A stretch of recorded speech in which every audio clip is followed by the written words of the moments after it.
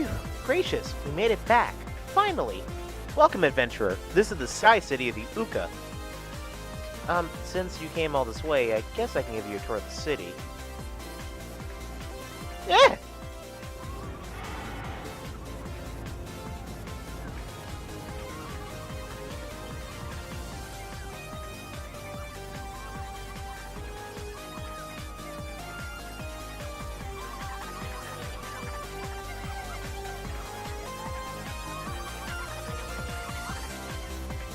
Oh, goodness. Brave adventurers, you won't believe it! There's a dragon raging outside the city walls! Oh, I'm terribly worried about everyone. I'm going to check in the shop for the survivors.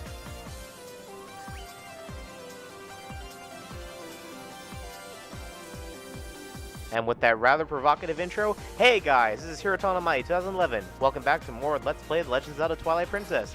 In the last episode, we opened up the way to the eyes of the heavens, I guess.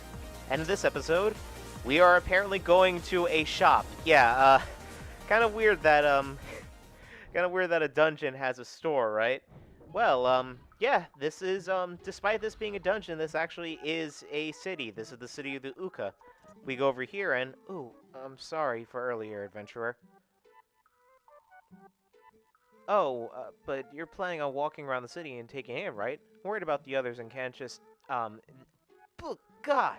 I can't speak in this. I don't know why I'm having so much trouble talking. I'm sorry for, like, that shadow is glitching out over there. Do you see that?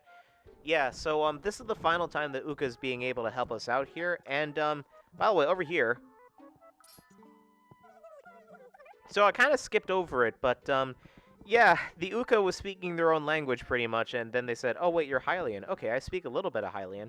Kind of interesting, too, considering in Wind Waker, apparently the language is different because when Link tries to talk to, Valoo and all that, they speak Hylian and he can't understand them. So, kind of interesting that, like, even though, everything is English or Japanese for us, it's actually a different language each time.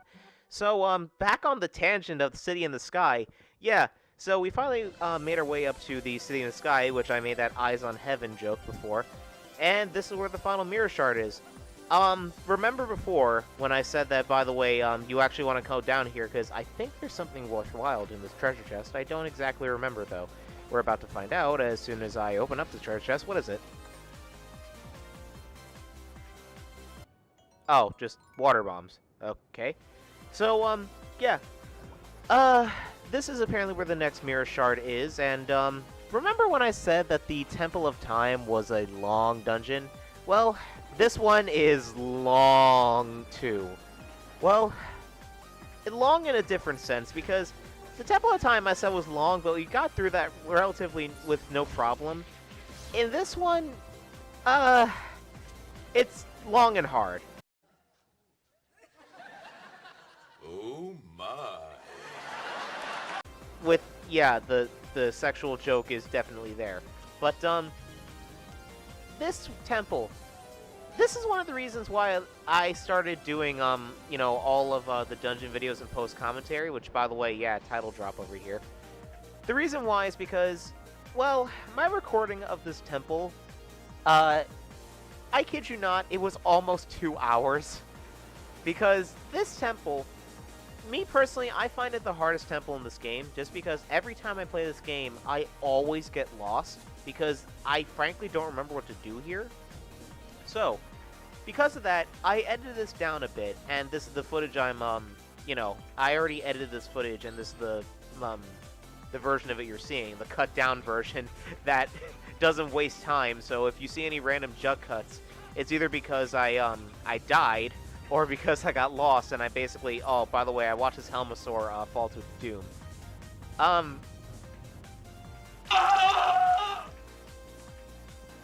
Yeah, that sounds really macabre. But, in any case, so, City in the Sky. One of the hardest dungeons in the game for me, just because I get lost, and you're seeing the condensed version of it. By the way, I hope you guys are liking the Sonic and All-Star Racing, music here.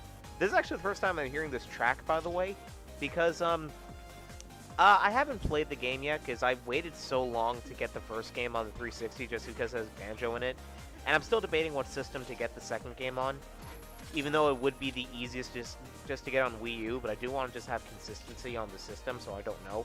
But yeah, this is the first time I'm hearing it, this track, just because I haven't really listened to the soundtrack of that game, even though I heard the Amazing Nights remix in that also. But yeah, I love this track just because I was looking for something like Sky Sanctuary, but I'm mad that this is also a remix of Back in Time. I was like super shocked to hear it.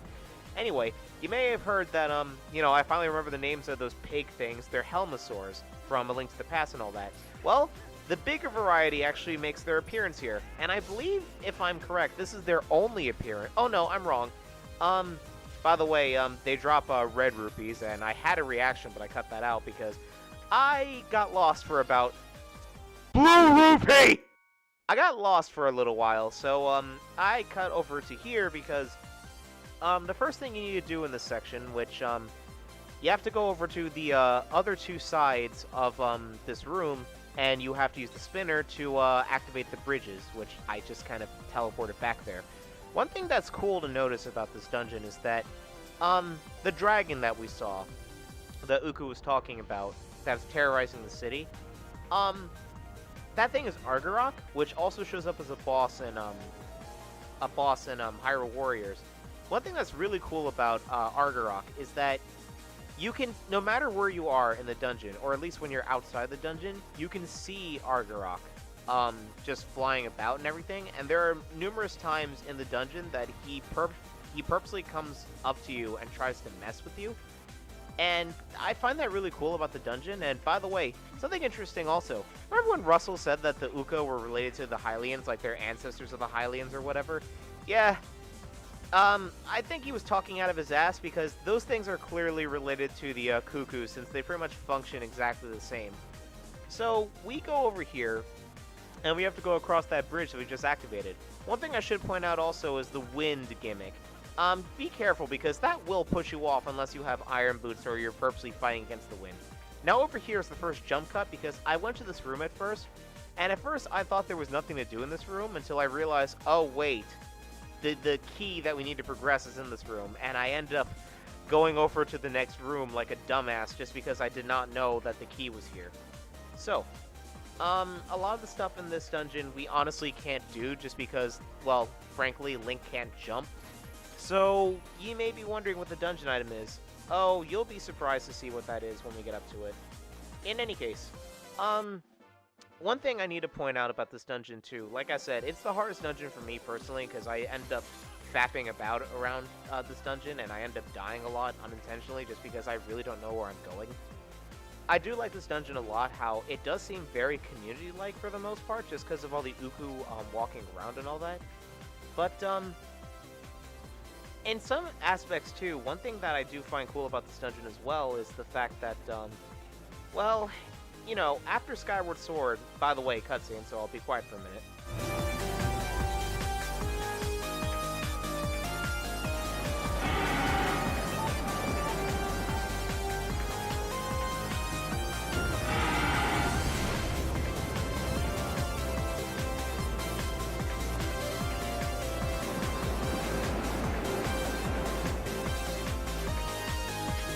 So Argarok, being the asshole that he is, he destroyed the bridge, so there's basically no way to get back now, so we can only move forward.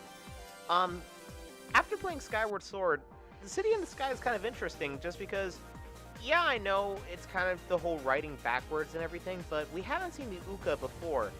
But, you know, this is, there are 3 examples of people living in the sky in the Zelda games. There's this, there's the, I forget the name of it, but there's the area in the Minish Cap where, by the way, this jump cut over here, I came to this area originally and I activated the bridge, but I realized I came here too early. So I cut in my first time going here, and then I cut in me coming back with the key, so sorry if this seems a bit inconsistent. But, yeah, there's the town in the sky in Minish Cap, and then, you know, there's Skyloft and the inhabitants of the sky over in Skyward Sword. I don't know what relevance they all have to each other, but it's kind of interesting how people are still living in the heavens, at least when it comes to the child timeline. But with that being said, one moment. I have to keep WavePad open just so I make sure that glitch doesn't happen, because I still don't know why there have been times where WavePad would just stop recording my audio, and you know, I'm doing post commentary now, so it's not that much of an issue, but at the same time, it's like, wow. So, we go over here and we jump cut just because I forgot the key like a dumbass, but now we have the key through the power of editing. So we go through this door and we start the actual city in the sky. I believe this is where the dungeon actually starts, pretty much. A lot of the beginning of the dungeon is mostly just claw shot puzzles alongside the wind gimmick and all that. And it's honestly not that entertaining, but it gets a lot fun later on, even though, frankly, I'll admit, the enemies in this dungeon are kind of obnoxious. Yeah, I forgot to equip my iron boots, so I almost fell to my doom there. And actually, fun fact, in one of the things I cut out of this video, I did fall to my doom. But, like I said, for the sake of making this video less stressful, I cut out all my failed attempts and all that, so sorry that this video isn't going to be as funny as the others. But, what I was trying to say before about Argaroth, it's really cool that you can see the boss from here, just flying around and purposely messing with you and everything. And, you know, ultimately, you already know by the end of the dungeon we have to go up to him and fight him. It reminds me a lot of Wind Waker in the sense that when you're in the Forsaken Fortress, you can see the Helmarok King sitting down on his perch throughout the dungeon. And Yellow Rupee! And even though you can't, you know, you can't really fight him at first, on your revisit you do fight him, and I just really like that whenever like you get to see the ominous image of the thing that you're gonna fight and all that. It's kind of like that giant tree in Final Fantasy IX, in the sense that, you know, it's foreboding because you also know that you have to get there, or at least like Tales of Symphonia with the Tower of Salvation, how, you know, that's your final destination for the most part, that this is where you're going for endgame, at least at that point, you know, because I don't want to spoil Symphonia for anyone who hasn't played yet, just because it's an amazing game, and you all really should go out and play it. But, getting back to the main topic, this room, I had to jump cut a lot here because, like a dumbass, I didn't realize there was a switch over here to shut off the wind. So, I come back over here and shut it off so I can actually progress, because before, I just kind of kept dying, and I was wondering, okay, what am I doing wrong?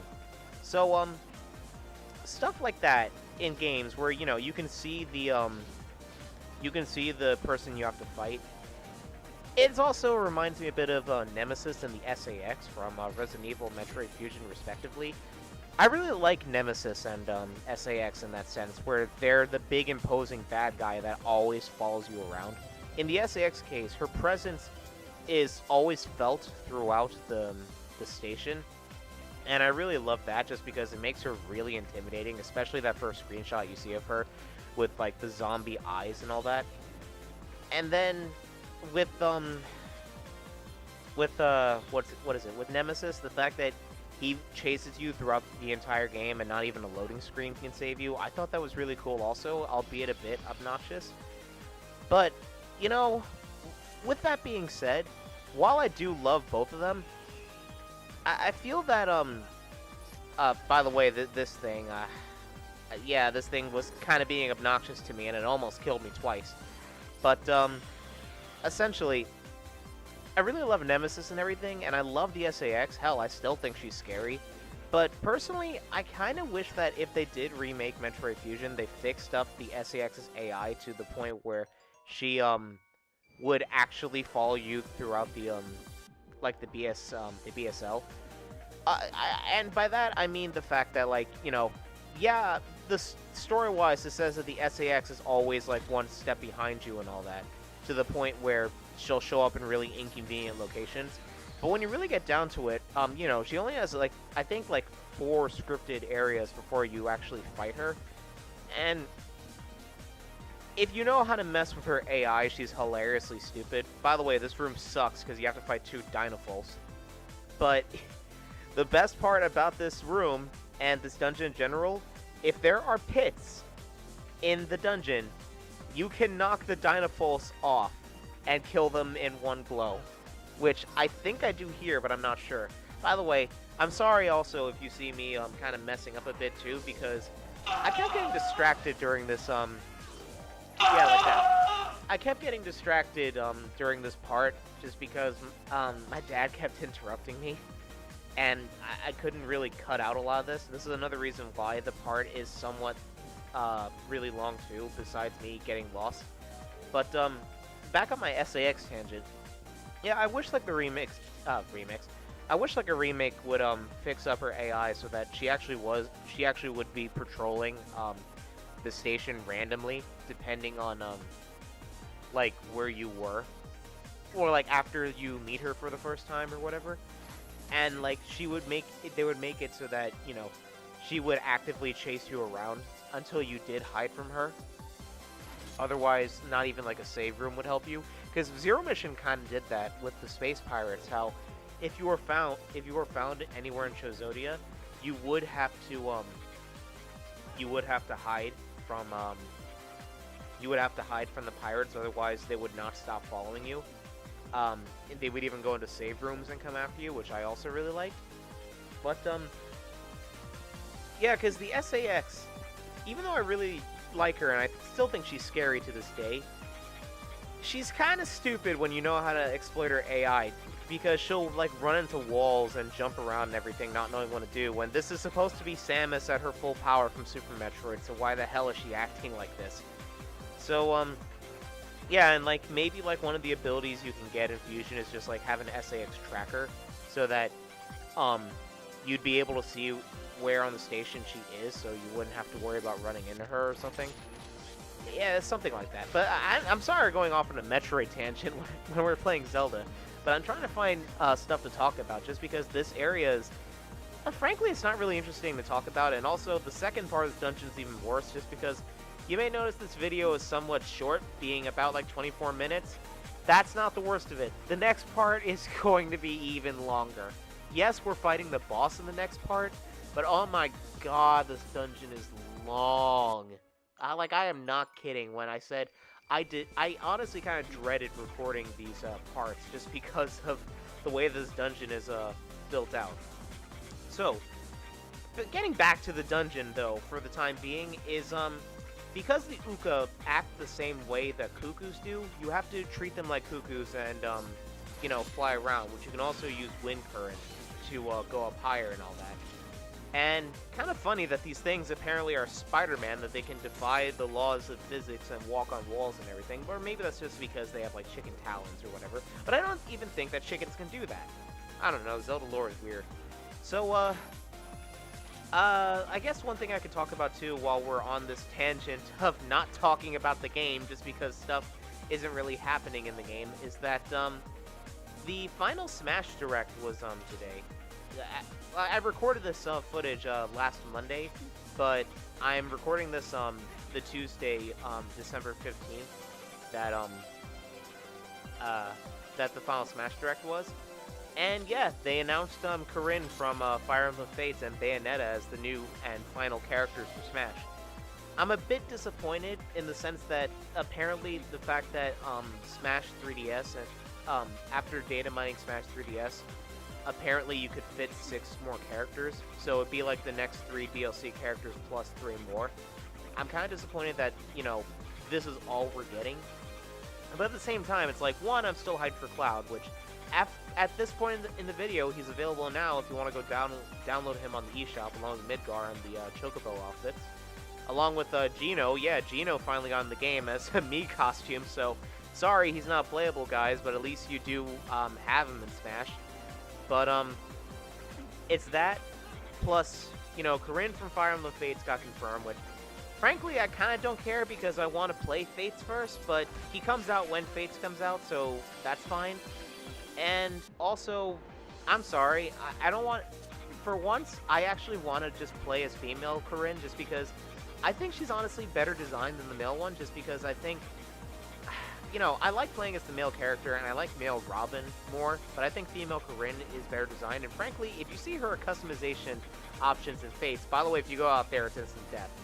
If you see her customization in Fates, I think she has better design choices overall as well. And, anyway, So the last character they revealed also is Bayonetta, and I was just like, wow, that's someone that people were asking from day one, and I am so surprised she got in. But we reached the mini-boss, so more on that later. Anyway, the mini-boss. You may be wondering who the mini-boss of this dungeon might be. And it's somewhat similar to the Temple of Time, where this is the second time that we're going to be facing a mini-boss that turns into a regular enemy. The thing is, with the Dark Nut, we won't be fighting them until we get up to the Cave of Ordeals. This enemy, we will literally be fighting them again within the dungeon. And I kind of find that a bit lazy.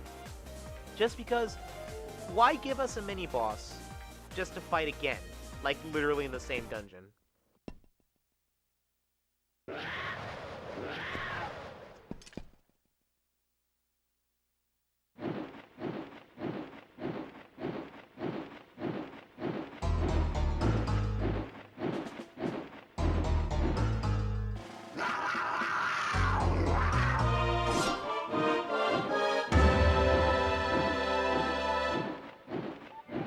This is the Aeropulse. Having a completely different cry in Hyrule Warriors, this thing is pretty self-explanatory. You see the symbol on their shield? You have to use the claw shot on them when they're about to charge at you and start wailing at them. Now, the Aeropulse, you actually can kill it within one cycle, and I messed up there. You actually can kill it in one cycle, however, if it falls at any time, it will go back up in the air. It is susceptible to the moves such as the Helm Splitter, the Backslice, and all that. If you can knock off its mask with the Helm Splitter, you are basically good just because it has absolutely no way of defending itself besides its main shield. This thing is an absolute pushover. I do not understand why this thing is a mini-boss.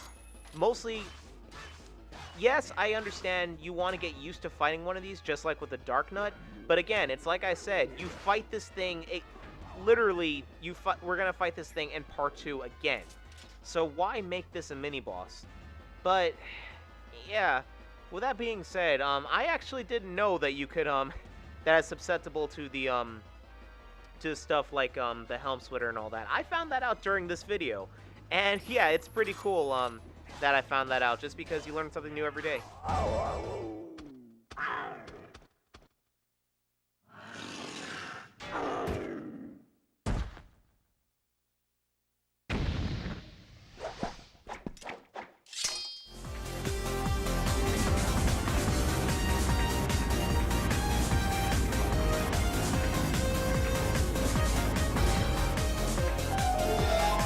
And now with that door opening, we go up there and get the dungeon item already. And ladies and gentlemen, let me show you the best item in Twilight Princess as soon as this cutscene is over. You found another claw shot. Together they are the double claw shots. You are now Spider-Man. I kid you not, the amount of stuff you can do in this game now is almost infinite. As long as it's a grabbable ledge, you can basically go anywhere. And this dungeon, even though it's long, becomes a whole lot more fun now that we have this item. But we're going to be seeing more of it in part 2. So, once we get up here, I will meet you guys over for the second part, seeing this on a Saturday. So, as soon as we walk through the store, I will see you guys then. Later.